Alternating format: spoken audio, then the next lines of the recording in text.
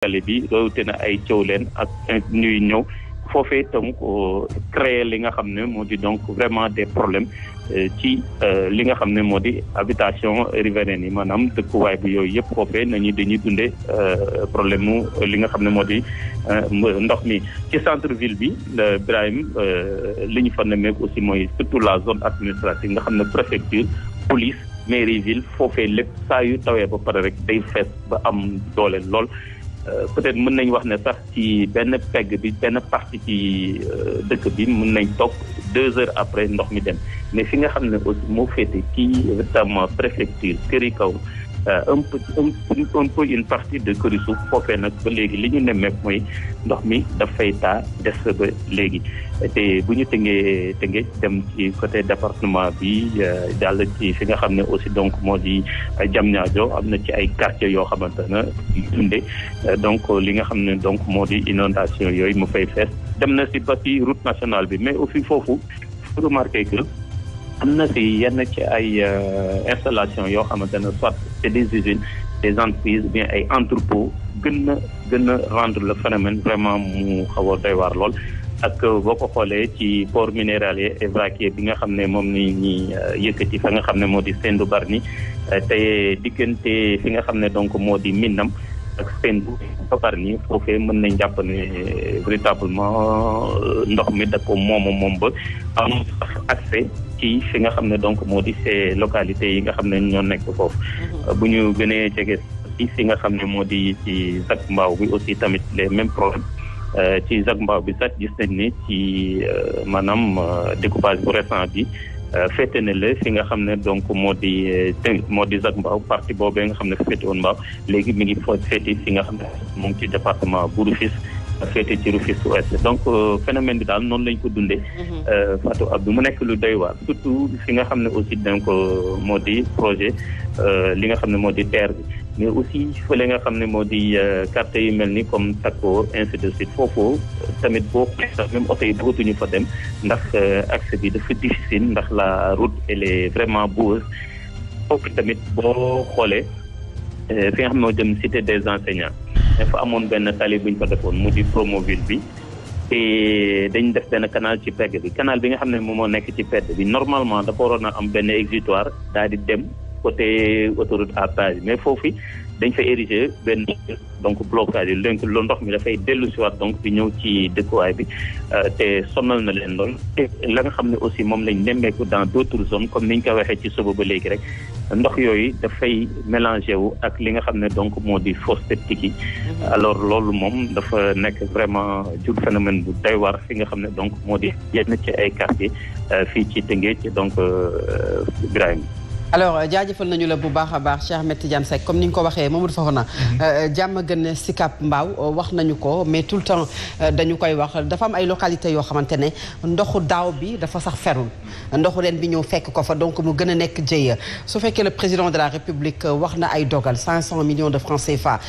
pour des actions prioritaires renforcer le système de pompage est-ce que du aveu d'impuissance aujourd'hui? Oui, aveu d'impuissance dans la mesure où bu fekkee ne des travaux ont été entrepris ñu ne dañuy def dara ba pare on vit la même situation delluwaat à la case de départ cela veut dire que aveu d'impuissance la beneen bi mooy xam nga am na yenn gox yoo xam ne naturellement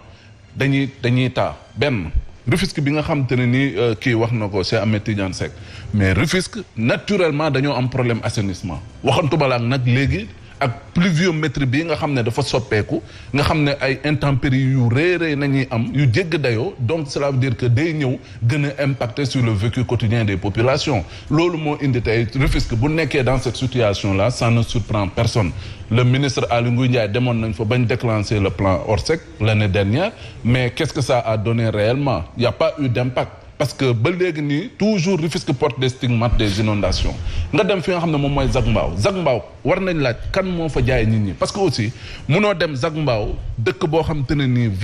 12 mois sur 12 day bàq bi day tooy donc cela veut dire quoi cela veut dire que nit ñi waruñu fa dëkk bu fekkee ne bàq bi day tooy day wane ne la nappe affleuré na et que foofu noonu c'est pas propice aux habitations et autres donc buñ demee ba jaay ko nit ñi di fa dëkk di quelque part am na ñoo xam te ne ni dans cette histoire ils sont fautifs. et pour ça il faut des audits en fait. oui il faut des audits il faut aller vers ça il faut des audits. ñu xam ñan ak ñan ñoo jaay fi nga xam ne waruñu fa dëkk mooy les zones non identifiantes yi. parce que foo xam ne nag Dakar mi ngi màgg d'accord mais ça ne veut pas pour autant dire que war nañ mën a bàyyi anarchie am fi anarchie mooy lan jël ay nit jël leen yóbbu leen foo xam ne waruñu fa dëkk nga passer leen terrain yi ci njëg bu yomb ñu jënd ko tout en sachant que duñu mës a am jàmm seen dund parce que ay inondation ni ñuy dund 12 mois sur 12 donc je crois li nga xam ne moom moo am ci yenn zones yi te ñu dëkk fa dëkkaat fa l'État doit prendre ses responsabilités par rapport ak ñi nga xam ne ñoo octroyé nit ñi ay kayit ñu mën fa dëkk pour que ñu situer les responsabilités en vue de prendre des sanctions. foofu nga wax ko Zac Mbao soriwul ak fi nga xamante ne foofu la ñu jëm ndax boo dee seet sax danga naan du ñoom ñoo gën a loru ci mbënd mi c'est la banlieue dakaroise fu ci mel ne Bambilor dañu fay dem fekki fa Mouhamed Diop Mouhamed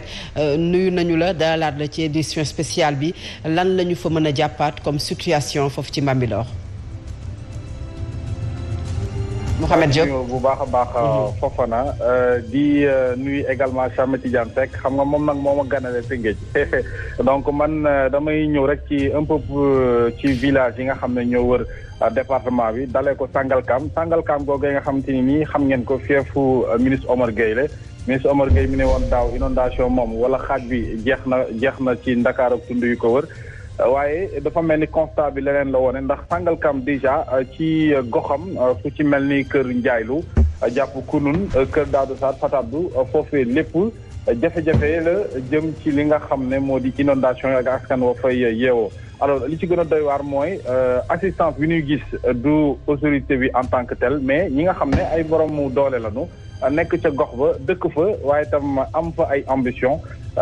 mën nañ ci lim ko ci mel ni Pape Sow ñu mel noonu ñoom ñooy jël seen moyen bopp jël ay moto pompe li ci toll ci ay fukk ànd ak préfet bi di wër gox yi nga xamante ne nii sonn nañu lool ñu leen di jox moto pompe yooyu ñuy mën a évacuer ndox mi en attendant mu doon benn solution bu nga xamante ne nii solution tàmbali képp la waaye ñoom lu ñu bëgg mooy solution définitive muy programme bu yaatoo yaatu jëm ci wàllu inondation yi ndax at bu nekk saa yu xiinee dañuy tiit bu tawee itam dégâts yi day bari lool rawatina gox yu ci mel ni kër Ndiaye Lo Kounoune ak kër Daouda Sarr yu nga xamante ni ñu ngi ci kër Massar ñu ngi ci plutôt Sangalkam ak tund yu koor yi nga xam ne mooy zone le ministre en tant que tel di Omar Gueye boo duggee ba ci biir Fatou Abdou xuus tuuti dugg Bambilor foofee village wala quartier yi nga xamante ni nii ñoo fa gën a inondé bokk na ci Médina Bambilor yi nag mën nañ ci lim Médina Bambilor 1 Médina Bambilor 2 Médina Bambilor 3 ba 4 zone yooyu yëpp dafa inondé bu dee sax autorité municipale yi wax ne mbir mi du seen compétence wala inondation waaye ñoom secours yu njëkk daan ci jàppale askan wi ci mel ni mairie beeg yu mel noonu daañu def seen kéem kattan ngir soulager askan wi ci wàllu ay moto pompe ak yu mel noonu mais yemul Médina Bambilor quartier yu ci mel ni wala village yu ci mel ni Ndiassane këri suuf këri kaw ba ci comico gi yëpp Fatabdou foofu lépp dafa inondé ndox mi dafa sonal askan wi donte sax secours yu njëkk yi muy li nga xam ne moom moo soxal wàllug pompe yi mi ngi xaw a soulager tuuti askan wi ak seen kër yi nga xam ne ndox ma dafa feesoon rawatina ci quartier yi donc loolu mooy situation bi nga xam ne moo nekk ci diggante Sangalkam ak village yu mu ëmb wala sax Bambilor ak village yi ko ëmb donc mu doon une situation moo xam te ni at bu nekk ñu ngi fàttaliku daaw defoon nañ fi une très grand reportage Fatabdou par rapport ak quartier yooyu ma leen limal yëpp ndox ma dafa feesoon loolu mu mel ne amul dara lu fi soppeeku muy coût de milliards yi ngeen di wax ne dugal nañu ko ci mbënd mi day doonaat beneen questionnement yeneen ay interrogation lay andi ci xelu askan wi ci ba xam xaalis bi yëpp dugal nañu ko fi alors mbir yi nag ñoom boo leen waxee ñu ne waaw état li mu fi defagum bokk na ci ay canal yu ñuy suul wala sax station pompage yu ñuy samp wala sax ay bassin de rétention yaakaar naa ni résultat yooyu dafa néew lool par rapport ak li askan wi di dund par rapport ak inondation yi donc mu doon li nga xamante ni lu metti la ak ci jamonoy contexte mbas mi nga xam ne saa su ne ñu ngi digle askan wi ci ñuy raxasu ba set ñu ànd ak cet waaye ak inondation yi nekk ci quartier yi ma la limal wala village yi ma la limal maytu fii wala respecté wala wàccoonteeg mesure barrières yi moom day doon lu jafe-jafe-jafe alors xam naa ci kanam sans doute daañu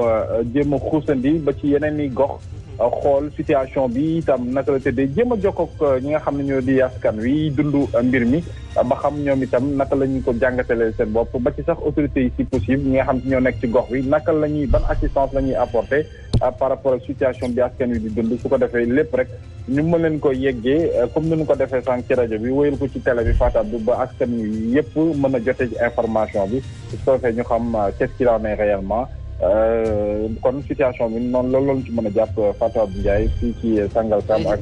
gox yi ko ëmb ba ci Bambilor ak gox yi ko ëmb. jaajëfal nañu la bu baax a baax Mouhamed Diop moo ñu nekkaloon fa nga xam ne mooy tund diggante Sangalkam ak Bambilor Birahim ay gox yoo xamante ne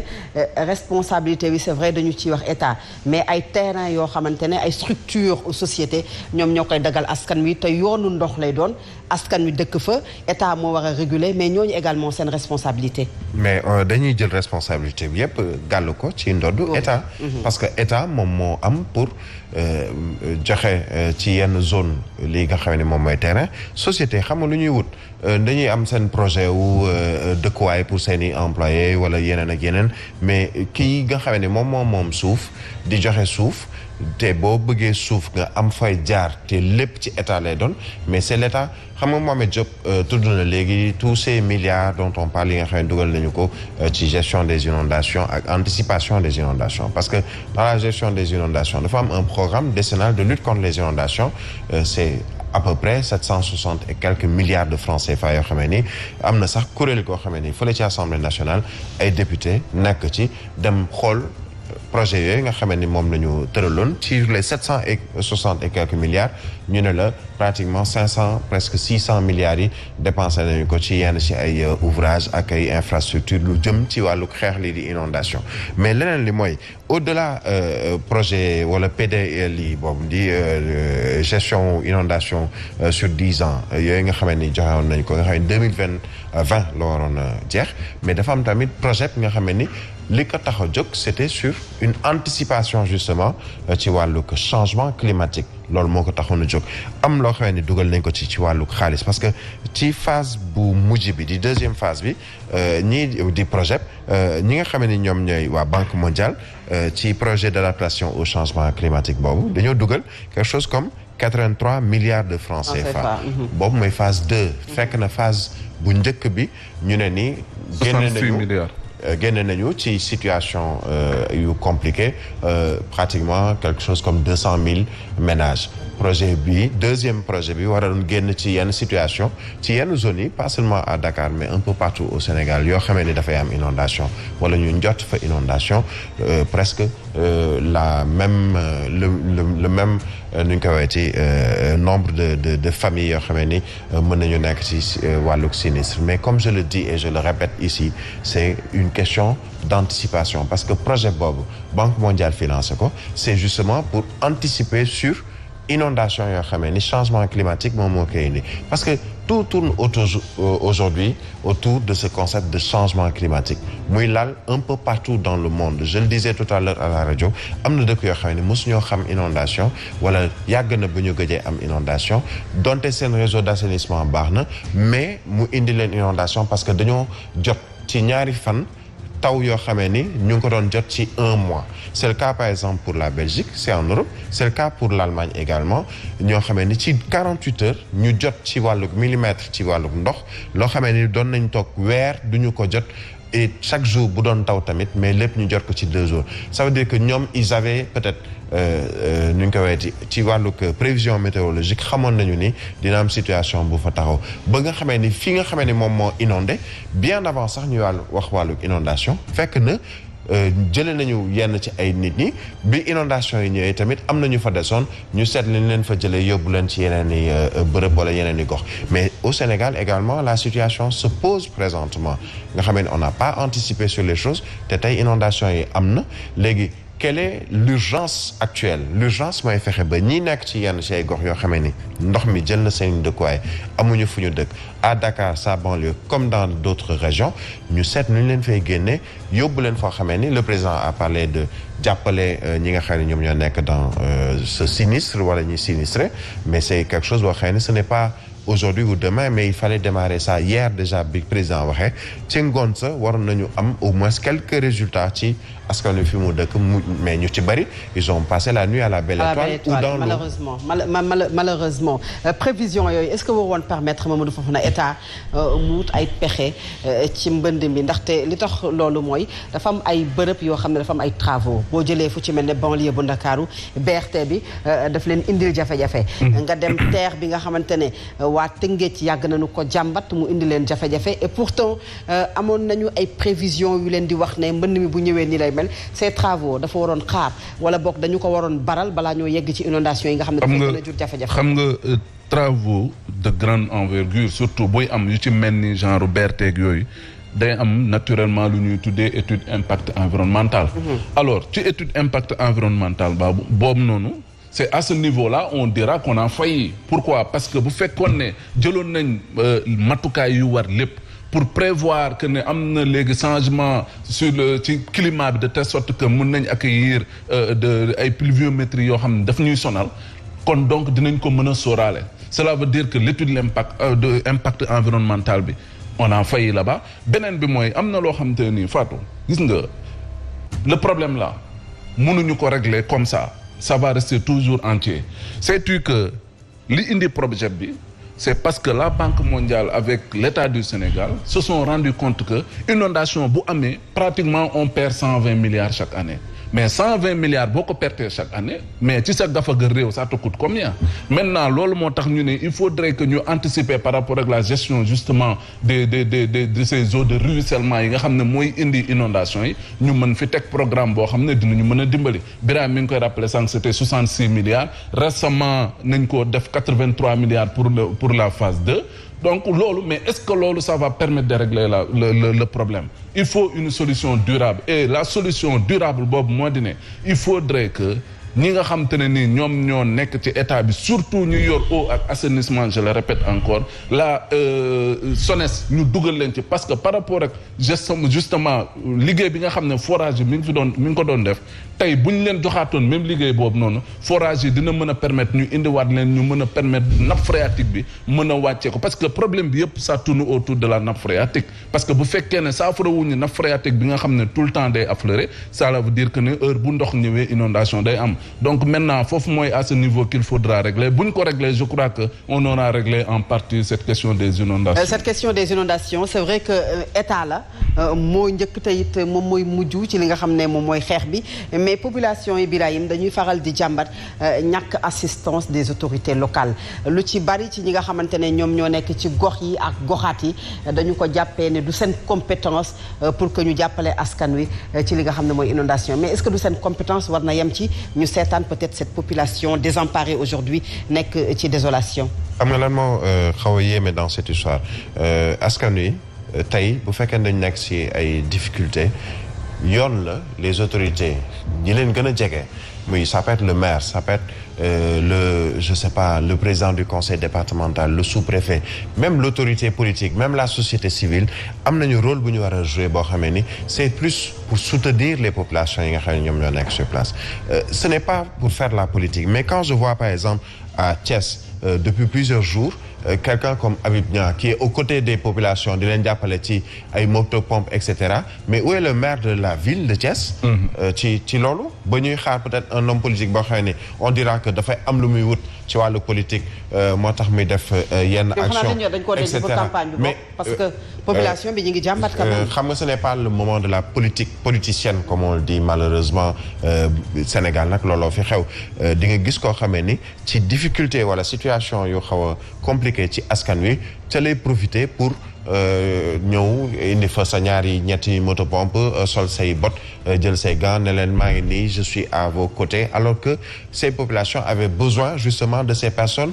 avant même yenn situation yi fa taxaw parce que xamoon nañu dañ dem ci situation yi ceux qui vivent dans les inondations à Kër Massar nga jël par exemple Alaaji Pathé wala et cetera ci yenn ci ay zones yooyu depuis daaw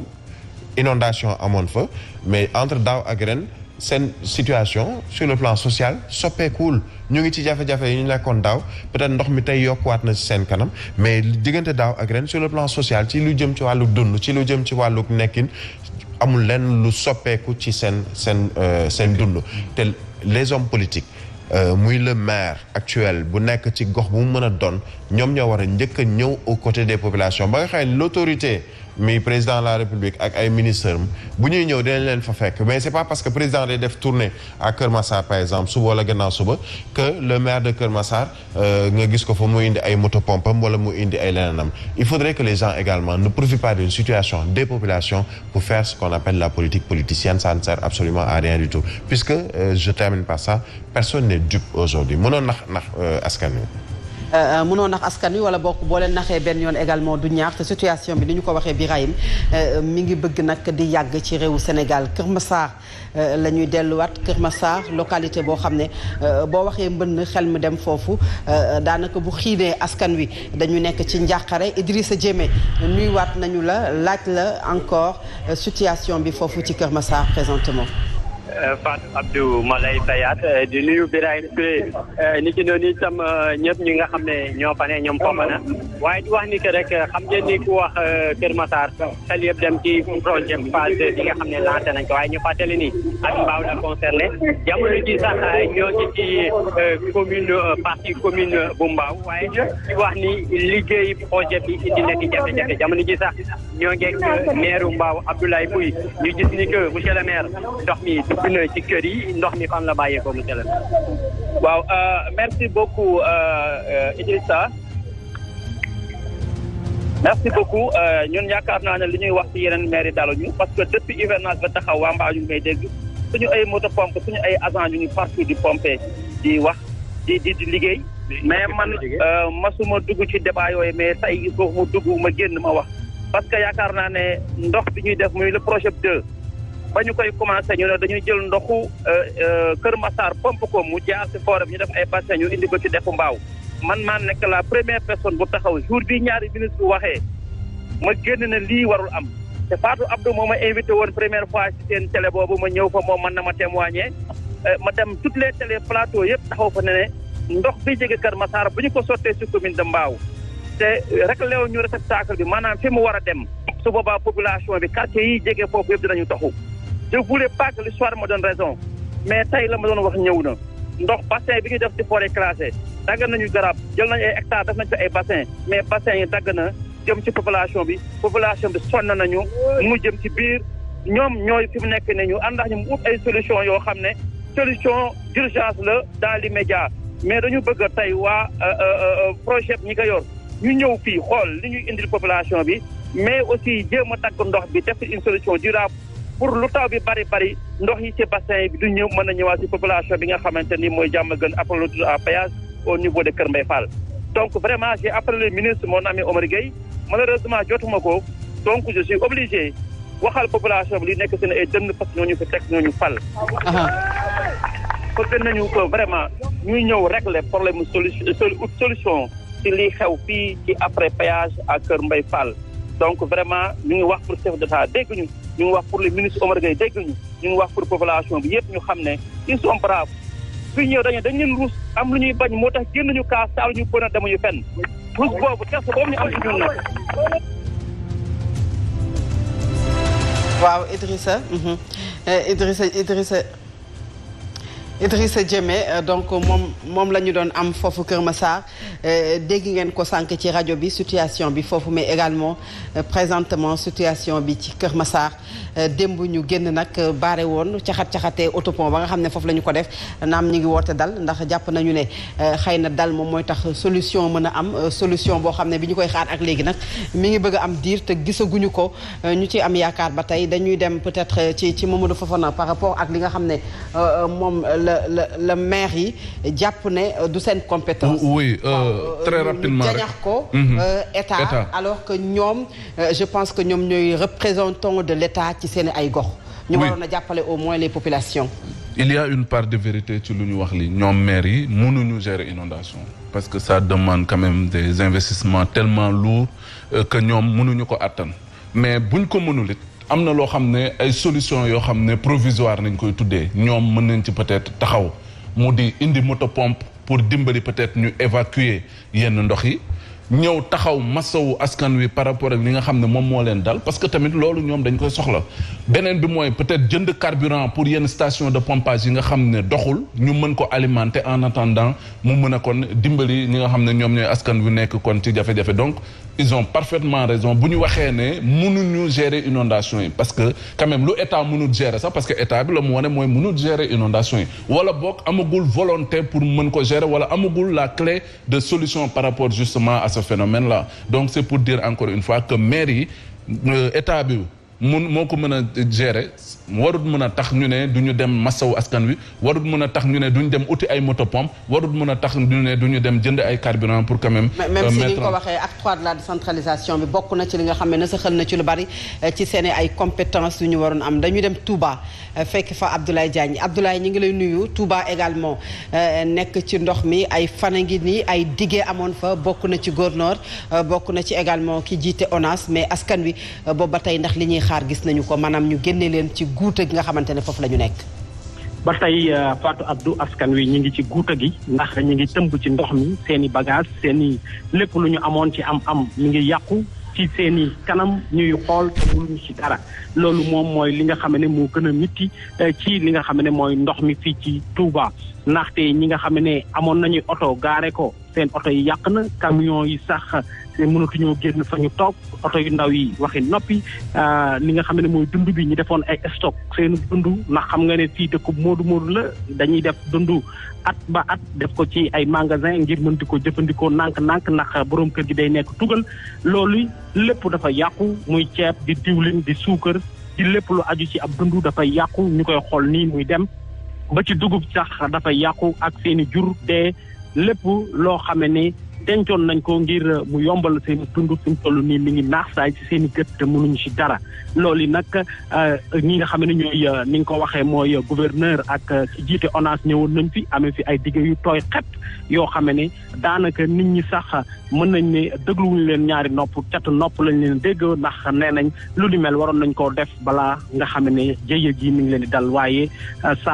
li nga xam ne mooy dañuy bàyyi ba nga xam ne jaan dem na ñu topp ca watis wa di dóor te amalu leen benn njëriñ looloo tax bi ñu ñëwee ñoom nanguwuñu leen a déglu jeunes yi nekk ci koñ yi nag nee nañ lu ni mel dina dañe nii wala mu dañe naa ndax ñoom gis nañ ne kenn taxawu leen gisuñu maire gisuñu kenn koo xam ne kilifa la ci dëkk bi mu ñëw fa massawu leen te ñoom ñu ngi bëgg a dee ci biir ndox mi te kenn seppeegu leen ci ndox mi loolu nag mu nekk lu leen jaaxal lool ci li nga xam ne mooy dëkk bu tedd bii nga xam ne ñu ngi waajal màggalu Touba li dox suñu digganteeg màggal gi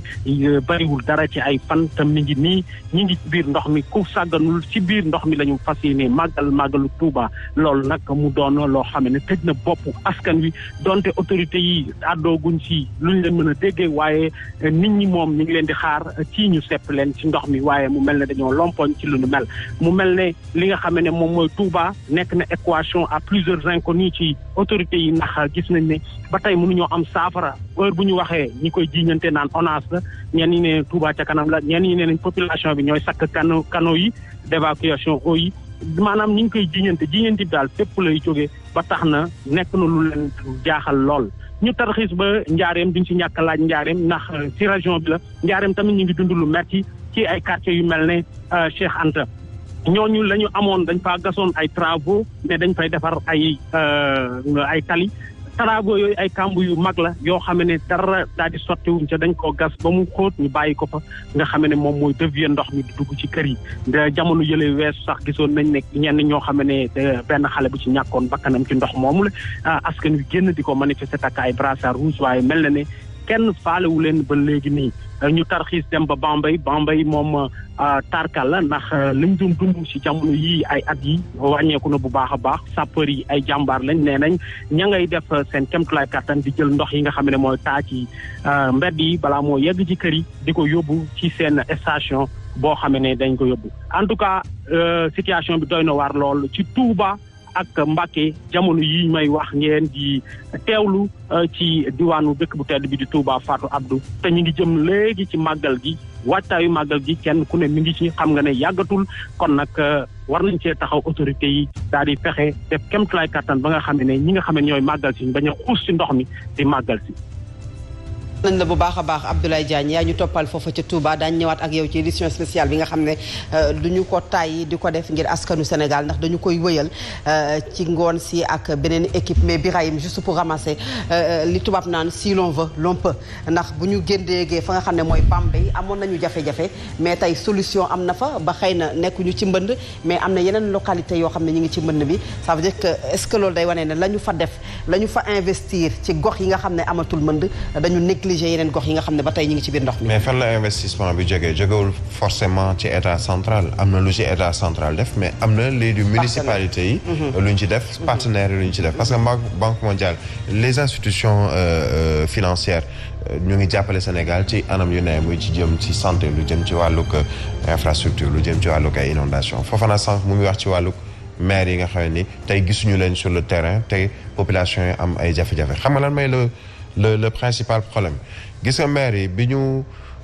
première vague Covid-19 bi ils ont mis tout leur argent tout leur budget ci lu jëm ci wàllu xeex mbas mi jënd ay gel jënd ay lu nekk jàppale ci ay suukar diwlin ak yeneen dem nañu ba tey la réalité c'est que suñu maire yi amatuñu xaalis c'est ça la situation qui se pose te nanguwuñu ko wax amul municipalité tey boo xamee ni li nga yore mën nga cee dugal lu jëm ci wàllug ay gestion moto pompe gestion wu carburant beeg yooyu parce que la nga yoroon yëpp yamale nga ko ci mbirum politique mbirum politique dugal ko ci ay mbirum Covid 19 jàppale askan wi ci wàllu Covid 19 ça veut dire et je répète cela mooy li fi nekkoon projection amul ci muy état central muy ci au niveau des collectivités territoriales waxuma ñëpp parce que am na ñoo xam ne ñoom anticipé woon nañu déjà situation bi am ba nga xamee ni peut-être la ñu dundoon daaw dundaatuñu ko ren mais il faudrait nécessairement que même boo yorul weccit yoroo xaalis boo mën a gérer askan wi mais qu'on puisse voir les autorités parce que moo tax ñu teg leen fa mais nag bon comme ñu ngi jëm 2022 nag ci wàlluk élection seen maire yi nga xamee ni motuñu leen maire en 2022 il faut juste les changer et ça c'est un exercice démocratique pour tous les citoyens sénégalais. alors ci état présentement. bu askan jaaxle li mu soxla moom mooy daar une solution. cette réunion bi nga xam ne ñu bari ñi ngi ci doon xaar solution naam ay wax la ñu gisaguñu la présence des autorités à côté des populations lan nga ciy xaar Mamadou Fofana. dara. parce que on va encore injecter de l'argent boo xam ne du servir à rien encore 500 millions lan la mën ci affaire lii ñuy def nii que ça soit à Kër Massar problème Kër Massar nañ doon wax daaw mais aujourd'hui c'est d'autres zones qui sont inondées maintenant est-ce que 500 millions là où on parlait de 15 milliards réellement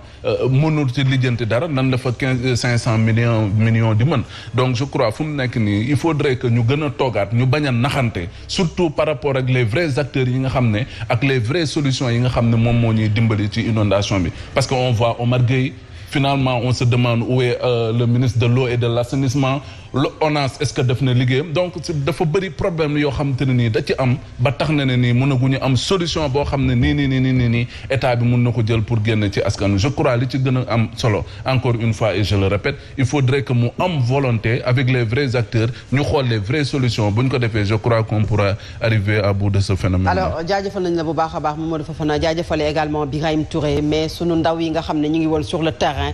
te it ñu ngi fa des ba tey ngir lépp loo xam ne information la. ñu dégtal leen ko yéen auditeurs yu Zik FM mais également téléspectateurs yu Sen TV jaajëfal Mouhamed Diop Younoussa Baldé Idrissa Diémé Abdoulaye Diagne Babacar Niang Aliou Kane Alioune Badara Sonko Abdou Aziz Sow ñoom ñëpp ñu nekk sur le terrain ngir rek jox leen lépp loo xam ne information la Cheikh Ahmed Tidiane Seck mais également ñi nga xam ne ñoo fare woon régie di ñu jàppale ci réalisation bi Simon Faye jaajëfal nañu la Soxna Fall Yacine Seck Safiatou Bay Ndiaye mais également Mame Sini namoon naa la bu baax a baax ak Bakary donc ñu ngi leen di jaajëfal bu baax a baax jox leen dig daje ak beneen équipe à 19h ngir dégtal leen lépp loo xam ne xibaar la nu ñu ko waxee la Sen TV mooy télé askan wi nekk ci wetu askan wi ci bu ñu gisee bànneex mais également bu ñuy dund jafe-jafe te mbënn mi bokk na ci jafe-jafe